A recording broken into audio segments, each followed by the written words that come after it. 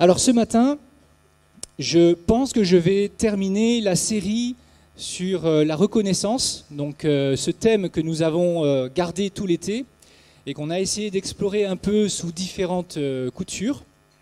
J'ai eu l'occasion de prêcher déjà en juillet sur ce thème. Et donc j'étais un peu embêté, je me disais, bon, il me semblait avoir un peu tout dit. Qu'est-ce que je vais dire ? Et là, finalement, j'ai trouvé. Et la dernière fois, j'avais parlé davantage en fait sur notre reconnaissance envers les uns et les autres. Et ce matin, je voudrais vraiment m'arrêter sur notre reconnaissance envers Dieu. Et pour commencer, c'est une première pour moi, je vais essayer de faire une blague.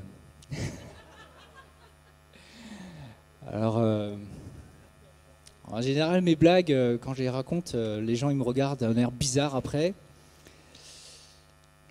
Alors, c'est pas une blague de moi, j'ai trouvé ça sur Internet, mais elle était tellement à propos. Allez, je me lance. C'est un homme qui est dans sa voiture. C'est lundi matin, septembre, la reprise, et il a un rendez-vous ultra important. C'est pour son travail, et il est vraiment nerveux, il transpire, il est là à son volant parce qu'il n'arrive pas à se garer.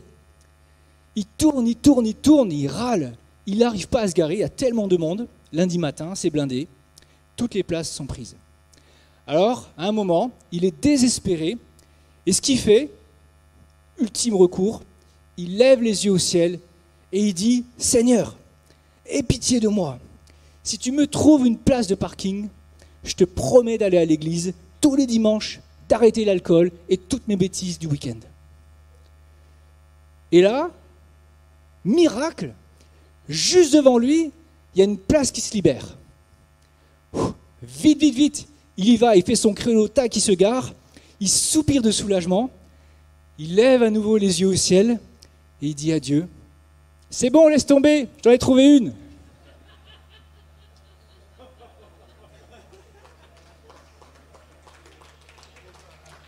Ah merci, vous m'encouragez là.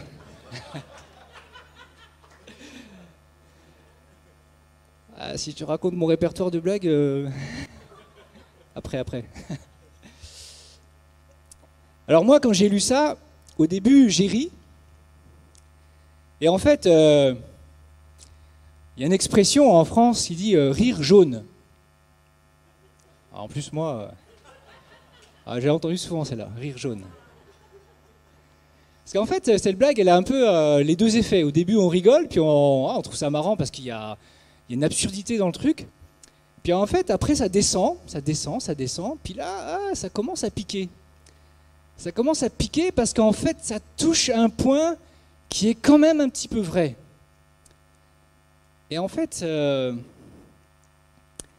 c'est ça que je voudrais partager ce matin. Alors, le texte que j'ai voulu introduire avec cette blague, c'est un passage en Luc 17, en fait, c'est une histoire. C'est même pas une parabole où, vous savez, des fois, Jésus, il invente des trucs, on ne sait même pas si c'est vrai ou pas, mais là, c'est une histoire, c'est un truc qui s'est vraiment passé. Et donc, je vais vous le lire en Luc 17.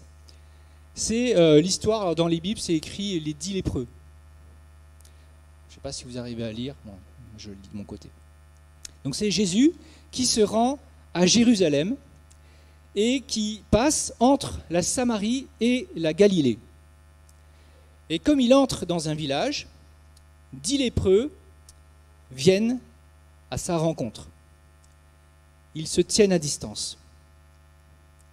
Et là, ces lépreux élèvent la voix et ils disent « Jésus, Maître, aie pitié de nous !» Dès qu'ils les voient, Jésus leur dit « Allez vous montrer au sacrificateur. » Ils y vont, et pendant qu'ils y vont, ils sont purifiés. Il y en a un des 10, se voyant guéri, il revient sur ses pas, il glorifie Dieu à haute voix, et il tombe sur sa face. Il se prosterne devant Jésus, et il le remercie. Il lui rend grâce. Et c'est un Samaritain, nous dit le texte. Et là, Jésus prend la parole et il dit, mais vous étiez 10. Les 10 n'ont-ils pas été tous guéris? Et les 9 autres, où sont-ils? Ne s'est-il trouvé que c'est étranger pour revenir et donner gloire à Dieu?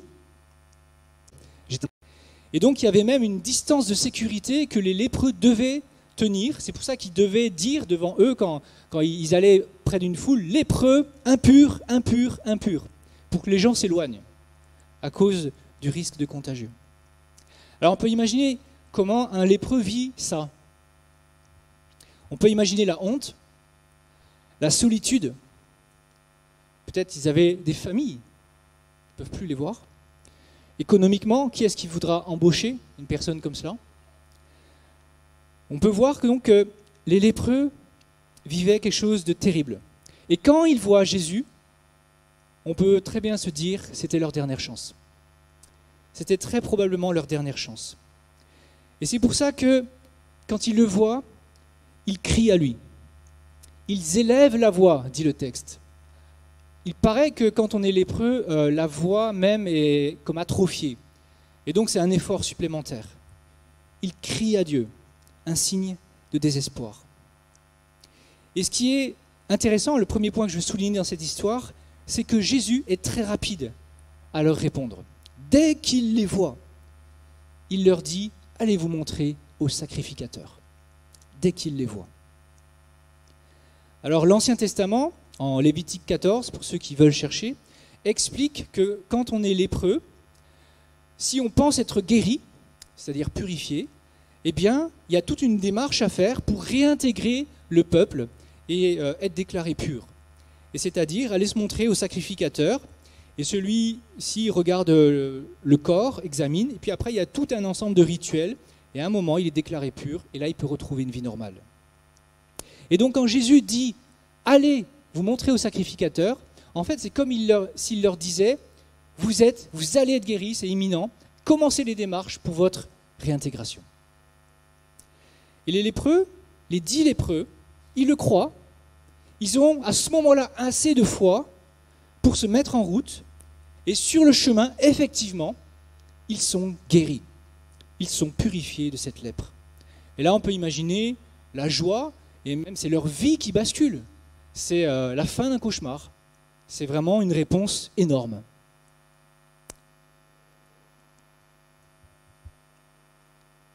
Je voudrais m'arrêter un moment sur le fait que Jésus n'a rien demandé. Il n'a posé aucune condition. C'est quand même étonnant. Des fois, on a l'impression qu'il faut faire tout un chemin de croix, faire plein de choses pour que Dieu nous exauce, pour que Dieu réponde à nos prières. Mais en fait, on voit, et en fait, quand on lit les évangiles, on voit que quand les gens demandent à Jésus d'intervenir dans leur vie, Jésus ne pose pas 10 000 questions. Jésus le fait. Quand les gens crient à lui, Jésus répond. Et il ne guérit pas, il ne fait pas des miracles en fonction des mérites des personnes. Il ne leur pose même pas ces questions-là. Il répond simplement. Il répond parce qu'il aime. Parce que Dieu est bon. Vous savez, il y a dans les psaumes, je ne sais plus où, un texte qui dit que Dieu est auprès des malheureux, de ceux qui souffrent et qui ont le cœur brisé. Et c'est vraiment ça. Quand Jésus, en fait, guérissait aussi simplement, aussi gratuitement, c'est parce qu'il montrait, il révélait le cœur de Dieu. Que Dieu n'est pas ce Dieu qui attend des preuves, qui attend qu'on achète. Dieu aime et Dieu bénit.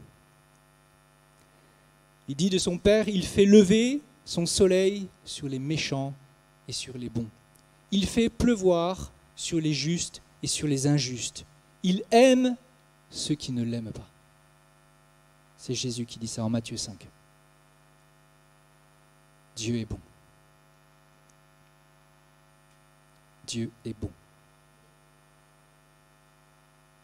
3 mots. Il y a tellement dans ces 3 mots. Dieu est bon.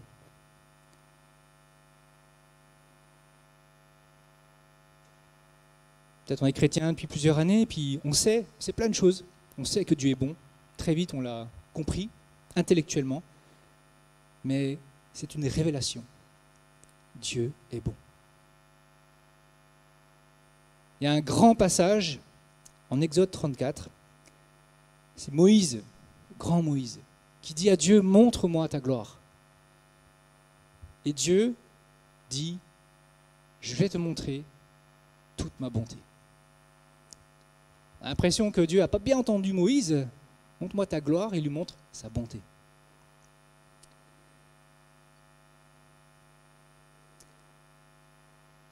En fait, je crois que Dieu choisit de se révéler aux hommes, et il ne révèle pas tout de lui. On ne connaît pas tout de Dieu. Mais ce qu'il choisit particulièrement de révéler, de montrer aux hommes, à nous, c'est sa bonté. C'est son amour. Et en réfléchissant, on pourrait comprendre, on pourrait voir que Dieu aurait très bien pu choisir autre chose. Il aurait très bien pu révéler sa gloire avec un grand G et montrer quel Dieu est, il est grand, il est majestueux et que c'est terrible d'enfreindre ses commandements. Il aurait pu faire ça. Mais il a choisi de montrer sa bonté. Et quand il guérit aussi librement, aussi simplement, quand Jésus voit un malheureux et qu'il répond à sa demande, c'est parce que Dieu veut montrer son amour et sa bonté aux hommes, qu'ils soient méchants ou qu'ils soient bons, qu'ils soient justes ou qu'ils soient injustes. Et quel que soit notre état ce matin, quel que soit l'état de notre cœur ce matin, je veux dire sur votre vie, sur nos vies, Dieu est bon pour toi. Il est bon pour toi parce qu'il l'a choisi. Pas à cause de tes mérites, mais parce qu'il a choisi de te montrer sa bonté.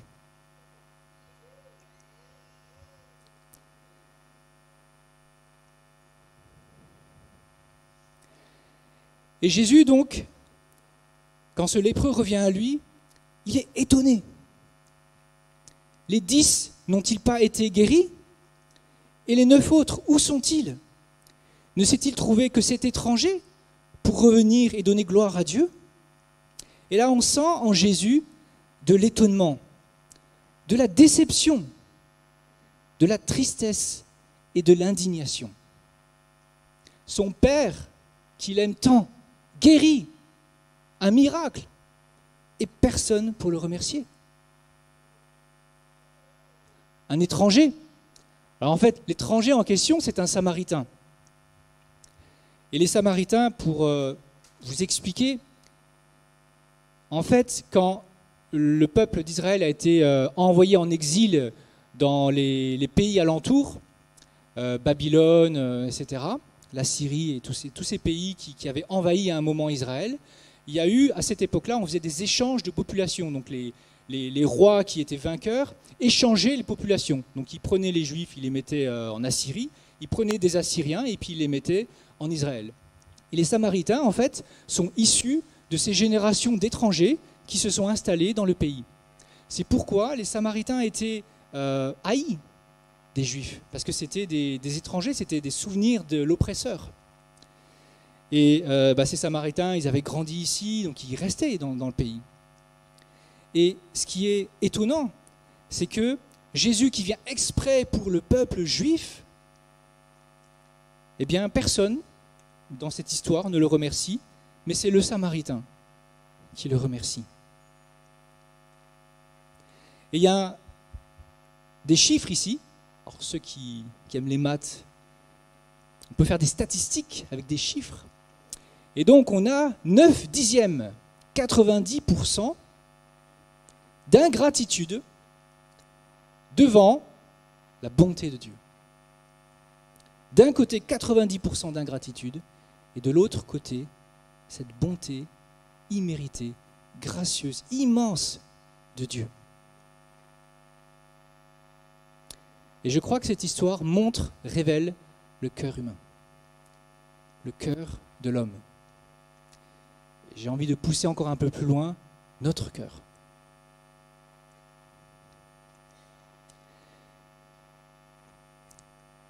La petite blague d'introduction, elle pique parce qu'elle met en évidence quelque chose qui est un peu vrai. On le sent, il y a de la vérité là-dedans. Je ne sais pas ce que vous vivez en ce moment avec Dieu, là où vous en êtes avec Dieu, mais on est nombreux finalement à parfois s'approcher de Dieu quand ça va mal. On crie à lui, on vient à l'église, on ouvre notre Bible, on fait des choses qu'on ne fait pas d'habitude. Puis une fois que la situation s'arrange, on prend la tangente et on s'éloigne, on l'oublie. Et je crois que personne n'échappe à ça, plus ou moins. Ça nous est déjà au moins arrivé une fois. Comment on peut appeler ça? Comment Dieu vit ça, à votre avis? Moi, je crois qu'il y a un mot qui décrit bien ce qui se passe là, c'est rejet. On veut recevoir ce que Dieu donne, mais on ne veut pas de lui. Rejet. On sait que Dieu est bon et qu'il va nous donner les choses et on veut en profiter. Mais au fond de nous-mêmes, on lui résiste. On ne veut pas de lui. C'est la dureté du cœur de l'homme. Et c'est la dureté de notre cœur. Et en plus, le comble ici, c'est que les gens qui le rejettent sont des gens qui étaient rejetés. Les lépreux étaient rejetés. Ça souligne encore plus l'ingratitude, je trouve. Dans les quelques versets qui suivent ce texte, Jésus explique à ses disciples qu'il faut que le royaume de Dieu vienne, mais il faut d'abord que lui souffre, qu'il endure beaucoup de souffrances et qu'il soit rejeté par les gens de ce temps. Dieu souffre du rejet. Et là encore, je crois que Dieu aurait pu se blinder, se protéger, rester distant, majestueux, se draper dans une gloire, vous savez, il reste dans le ciel, et finalement ne pas être trop touché par cette dureté du cœur de l'homme. Mais c'est un choix. Il a choisi de venir jusqu'à nous, et il a fait ce choix de s'exposer. Vous savez, quand quelqu'un te dit « je t'aime », il s'expose. Parce qu'il montre son cœur. Alors je crois que chaque rejet ou chaque once de rejet, chaque poussière de rejet en nous touche Dieu. Et je crois que quand Moïse demande à Dieu dans un moment très intime, « révèle-moi ta gloire », c'est quelque chose, il demande, c'est un cadeau, c'est quelque chose d'énorme ce qu'il demande à Dieu, et Dieu lui montre sa bonté. En fait, Dieu se révèle à lui, il ôte ses voiles, et il dit, voilà, regarde-moi. Il s'expose beaucoup à Moïse à ce moment-là.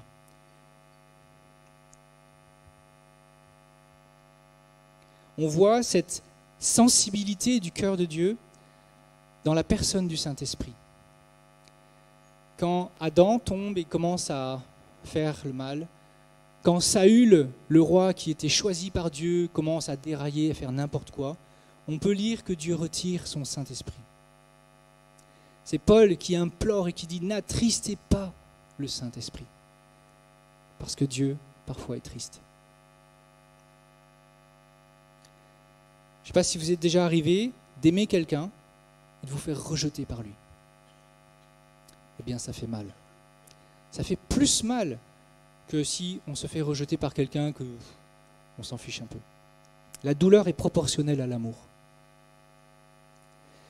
Et j'apporte tout cela en ayant conscience que ce n'est pas parce qu'on est chrétien, ce n'est pas parce qu'on connaît Dieu et qu'on marche avec lui qu'on ne tombe jamais dans ces choses-là. Je crois au contraire que nous sommes des êtres humains et que notre cœur est un cœur d'homme et que même si Dieu promet « je changerai ton cœur de pierre en cœur de chair », je circoncirai ton cœur, et il le fait vraiment, mais c'est un processus qui dure toute la vie et il y a toujours des zones dans notre cœur qui demeurent dures. Et on n'en a pas toujours conscience. Et ce que j'aimerais qu'on prenne conscience ce matin, c'est que Dieu amène sa bonté devant tous les hommes qu'il aime et que cette bonté est sensible et que la dureté de notre cœur le touche.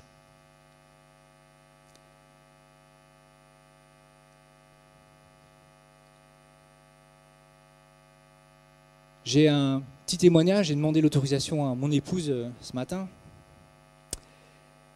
Il y a quelques temps, c'était l'anniversaire de ma sœur. Et Heike aime beaucoup ma sœur, elle aime beaucoup ma famille. Et mon épouse Heike avait une idée pour un cadeau. Ma sœur fêtait ses 30 ans et donc elle a pensé faire 30 petits cadeaux. Et elle était vraiment emballée par cette idée, enthousiaste. Et moi, je n'étais pas emballé par cette idée, parce que dans ma tête, un cadeau, c'est un truc grand, c'est en plus 30 ans, c'est bon. Donc, grand cadeau, je disais 30 petits cadeaux, c'est... Bon, voilà. J'étais pas emballé. Et en fait, il y a eu comme ça des discussions à table, le soir, là-dessus. Et puis, en fait, à un moment, j'ai glissé, sans m'en rendre compte. J'aime ma femme, elle le sait. Mais j'ai glissé, et je suis devenu ironique. Et à un moment, j'ai sorti une phrase. En fait, je me moquais de son idée. Et là, pour ceux qui connaissent ma femme, comment on dit ça ? Dans les moments un peu de conflit, tout ça, ma femme, c'est une guerrière. Hein. Elle n'est pas du tout à s'aplatir, tout ça. Elle a un caractère un peu italien. Donc, c'est pas trop le genre... Et là, en fait, à ce moment-là, quand j'ai sorti cette phrase moqueuse, elle s'est mise à pleurer. Elle s'est mise à pleurer. C'est tellement rare. Et là, ça m'a assourdi. Je me dis, mais oh, Toine, qu'est-ce que tu as fait là ? Et j'ai réalisé que j'avais blessé son cœur. Son élan d'amour pour ma petite sœur, son élan d'amour avec cette idée de 30 petits cadeaux, j'étais venu la salir. Et elle était touchée, elle en a pleuré. Et là, j'ai réalisé la dureté de mon cœur. Pourtant, j'aime ma femme. Mais j'ai réalisé que je peux lui faire mal encore. Je crois qu'avec Dieu, c'est pareil. On peut aimer Dieu, sincèrement. Mais il y a des moments, on peut toucher son cœur. Là, ces 10 lépreux, eux, apparemment, ils ne s'embêtaient pas trop de Dieu. Ils voulaient juste que Dieu donne, mais pas de Dieu. Ils ont touché son cœur. Alors, je crois que Dieu a fait exprès, il a fait ce choix vraiment. Il connaît le cœur de l'homme, il connaît notre dureté. Il n'est pas étonné, blessé, meurtri comme quelqu'un qui pensait que l'autre était gentil et il est déçu. Pas du tout. Il sait exactement de quoi nous sommes faits. Mais il a fait ce choix de face à la dureté du cœur de l'homme, de changer ce cœur en l'interpellant par l'amour. Et c'est en montrant toute sa bonté et son amour qu'il veut arrêter les hommes dans leur méchanceté, dans leur dureté, et les aider à prendre conscience. Il veut changer nos cœurs par l'amour. Et vous savez, quand nous sommes confrontés à l'amour et que nous voyons notre méchanceté, il y a 2 scénarios possibles. Soit on se durcit encore plus, soit on se repent, on demande pardon. Il y a un verset en Romains 2, c'est Paul qui dit « Méprises-tu les richesses de sa bonté, de sa patience, de sa générosité ? Ne reconnais-tu pas que la bonté de Dieu te pousse à la repentance ? Mais par ton endurcissement de cœur, par ton cœur dur et impénitent, tu t'amasses un trésor de colère pour le jour de la colère et du juste jugement de Dieu. » La bonté de Dieu te pousse à la repentance. Dieu ne veut pas montrer sa colère aux hommes. Ce n'est pas le temps. Dieu n'est pas ce père fouettard. Dieu, devant ce que nous sommes, avec nos réussites, avec nos bêtises, avec notre méchanceté, notre dureté, Dieu montre son amour. Dieu montre sa bonté. Et il montre qu'il est ce père qui veut que les enfants reconnaissent en lui ce père et se laissent corriger par un père.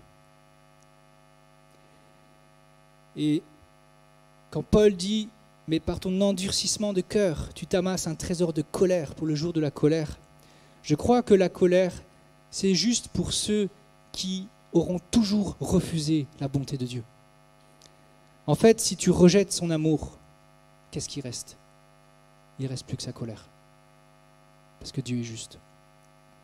parce que Dieu est juste et qu'il ne peut pas laisser le péché impuni.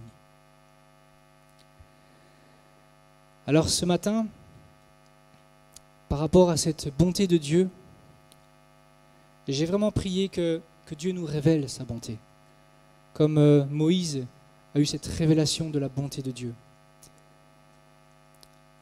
Peut-être que vous êtes dans le cas que la bonté de Dieu n'éveille plus rien en vous. Ça peut arriver. On n'est plus touché par son amour, on sait qu'il pardonne, on sait qu'il aime, on sait tout ça, mais ça ne fait rien. Chrétien désenchanté. Ça peut arriver, il y a des passages comme ça, ça peut arriver. Et ce que j'ai envie de dire, c'est la reconnaissance. Dire ce que Dieu est. Dire avec votre bouche ce que Dieu a fait dans votre vie. Vous savez, la première prédication que j'ai faite en juillet, je définissais finalement la reconnaissance en disant, mais c'est dire ce qu'on voit de Dieu. Et en particulier dire ce qu'on voit de sa bonté. Le célébrer. Bien, je crois qu'il y a un chemin pour vous. Si vous voulez retrouver l'amour pour Dieu, la reconnaissance est un chemin. Commencez à être reconnaissant envers Dieu, à le dire, à l'exprimer, même si les émotions ne sont pas là. Mais commencez ce chemin. Je crois qu'il y a là une clé. Et puis, autre possibilité, peut-être, vous avez le sentiment de n'avoir jamais connu l'amour de Dieu, de n'avoir jamais été vraiment touché, impacté par cet amour. Et je voudrais vraiment aussi vous encourager à faire comme ce lépreux et à le remercier. Peut-être juste parce qu'il est Dieu, le remercier juste parce que vous existez, mais de déclencher en vous un processus comme ça, commencez à le remercier, à lui rendre grâce. Et je crois vraiment que là, il y a le Saint-Esprit qui vient et qui nous aide à simplement nous ouvrir à l'amour de Dieu. Je voudrais maintenant m'arrêter sur ce lépreux reconnaissant. C'est intéressant de regarder ce que dit le texte. Ce lépreux, le 1 sur 10, là, le 10%, qui revient vers Jésus. Le texte dit, il fait demi-tour. Il glorifie Dieu à haute voix et il se prosterne devant Jésus.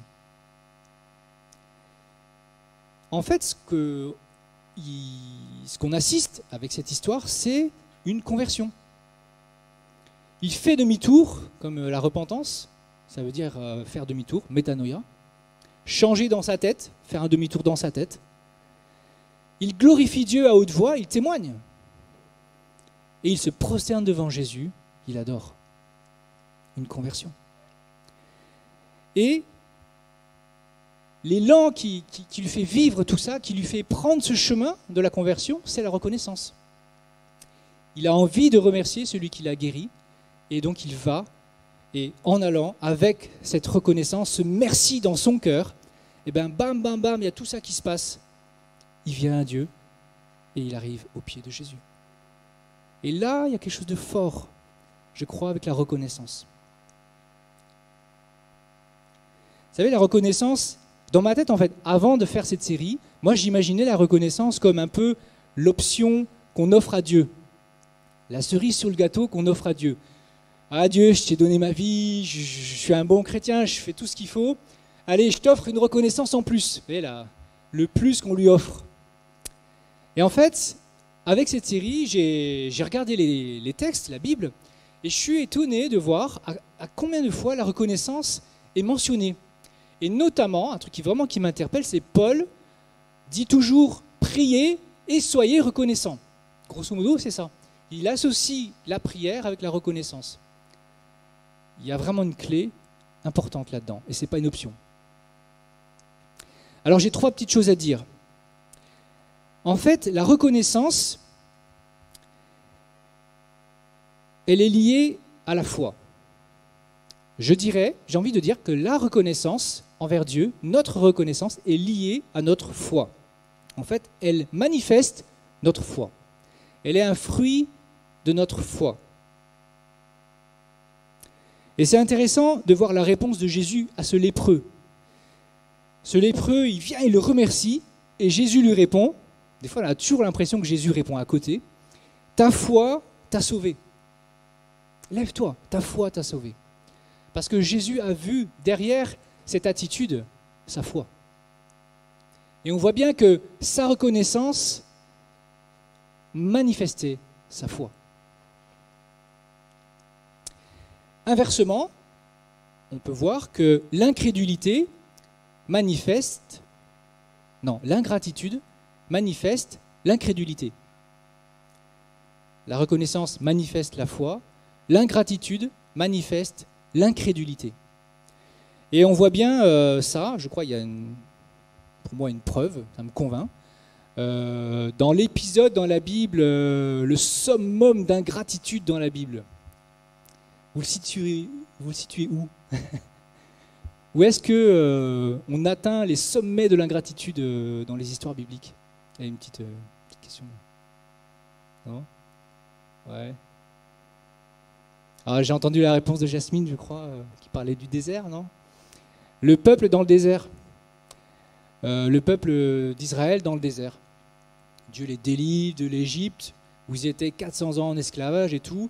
Et le peuple dans le désert, ils font que râler, ils donnent à manger. Non, ça va pas, on veut de la viande. Enfin, ingratitude terrible. Et l'épître aux Hébreux explique en fait leur problème, c'est l'incrédulité. Et que s'ils ont déplu à Dieu, et s'ils se sont perdus 40 ans, c'est parce qu'ils étaient incrédules. L'ingratitude est liée à l'incrédulité et la reconnaissance à la foi. En fait, on est reconnaissant envers Dieu parce qu'on voit s'il fait des choses dans notre vie. Mais plus que ça encore, on peut être reconnaissant envers Dieu et dire ce qu'on croit. Pas simplement dire ce que je vois, ce que je constate dans ma vie. Seigneur, je te remercie parce que j'ai un travail, je te remercie parce que j'ai une famille. Mais on peut dire aussi ce qu'on croit. Et c'est ce que Paul fait. Il dit par exemple, rendez grâce au Père qui nous a délivrés de la puissance des ténèbres et nous a transportés dans le royaume de son Fils. C'est sa foi qui parle, c'est sa foi qui remercie. C'est sa foi qui est en action et qui amène la reconnaissance. Et dans ce sens, la reconnaissance est une puissance pour le chrétien, parce qu'elle devient prophétique. Elle annonce, elle célèbre les promesses qui sont en cours, qui sont en marche, qui sont en train de s'accomplir, qui sont déjà et pas encore. La reconnaissance n'est pas une option, elle est une clé, comme la prière. Et je crois que si on prend conscience de ce lien entre notre foi et notre reconnaissance, eh bien on peut progresser dans la reconnaissance. Un deuxième point, j'ai trouvé une chose assez étonnante en préparant, c'est que la reconnaissance, dans un sens, ouvre le ciel. Que la reconnaissance ouvre quelque chose de puissant dans le cœur de Dieu. Et je le vois dans cette histoire du lépreux. Il est guéri, donc il est reconnaissant. Merci de m'avoir guéri. Et là, parce qu'il a été reconnaissant, Jésus ouvre le ciel pour lui. Et il ne lui dit pas « Bravo, ta foi t'a guéri ». Il lui dit « Bravo, ta foi t'a sauvé ». Le ciel, cet homme a été sauvé. Les 9 autres ont été guéris, ils ont été bénis, bonté de Dieu, mais d'après cette histoire, ils n'ont pas été sauvés. Mais lui, il a été sauvé. Et je crois là aussi que la reconnaissance est une clé puissante pour ouvrir le ciel. Je voyais encore cela dans l'épisode de la multiplication des pains. Jésus qui est devant 5000 personnes, et puis ils ont 5 pains et 2 poissons. Et Jésus dit à ses disciples, toujours avec son humour, allez-y, nourrissez-les. Et les disciples, écoute, 5 pains, 2 poissons, il n'y a pas le compte. Et Jésus dit, bon allez, je vais le faire, passe-moi les 5 pains et les 2 poissons. Et là, dit le texte, qu'est-ce qu'il fait? Il rend grâce, il remercie Dieu, il partage les pains, et les 5000 personnes sont nourries. La reconnaissance arrive pile à ce moment-là. Moi, je trouve que c'est une belle coïncidence. Et j'ai envie de dire, la reconnaissance, rajoutée à toutes nos prières, à tout ce qu'on peut faire, mais la reconnaissance ouvre le ciel. Je crois que vraiment Dieu est sensible. Et je reviens toujours à cette sensibilité de Dieu. Si Dieu est touché par notre ingratitude, il est touché par notre reconnaissance. Et je crois que vraiment, c'est pas optionnel. C'est pas juste je t'offre quelque chose, Seigneur, en plus. Mais il y a vraiment quelque chose de puissant là-dedans.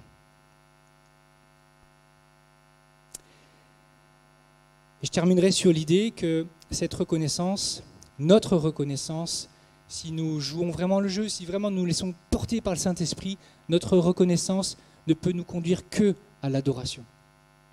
Et c'est exactement ce qu'on voit dans ce lépreux. Il vient et il arrive au pied de Jésus. Il se prosterne et il l'adore. Ce n'est pas juste la reconnaissance des paroles glissées de temps à autre dans nos prières.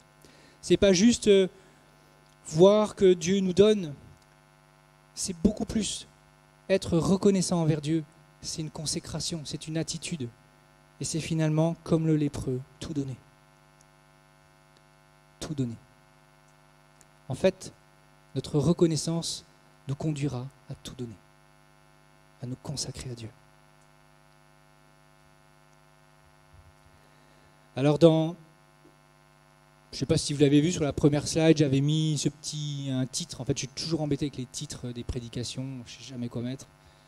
Et j'avais mis un titre Dieu, 3 petits points, un cœur sensible. Alors dans un sens, on pourrait dire que Dieu n'est pas sensible parce qu'il n'est pas sensible comme un être humain.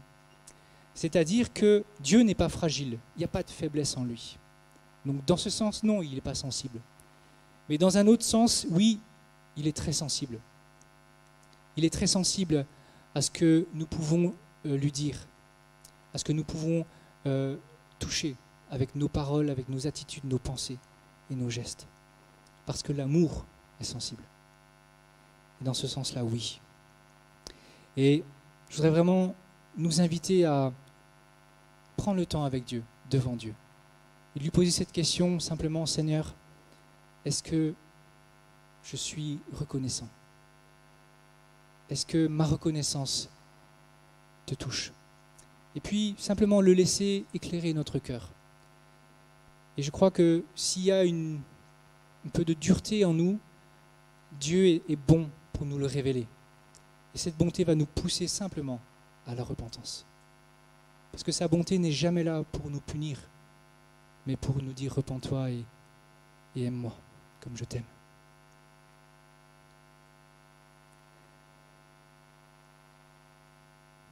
Seigneur, merci parce que tu es bon. Et merci parce que ta bonté, tu la révèles. Elle remplit notre vie, elle remplit notre quotidien, elle remplit aujourd'hui cette journée. Donne-nous des yeux pour le voir. Donne-nous ce cœur pour y être sensible. Donne-nous ce cœur, Seigneur, pour voir ta bonté et être profondément reconnaissant. De cette reconnaissance qui dépasse les mots, de cette reconnaissance qui dépasse tout ce qu'on a pu faire, mais qui nous conduit sur ce chemin d'adoration, de tout te donner comme ce lépreux, et d'être à toi, Jésus, et de te célébrer. Amen.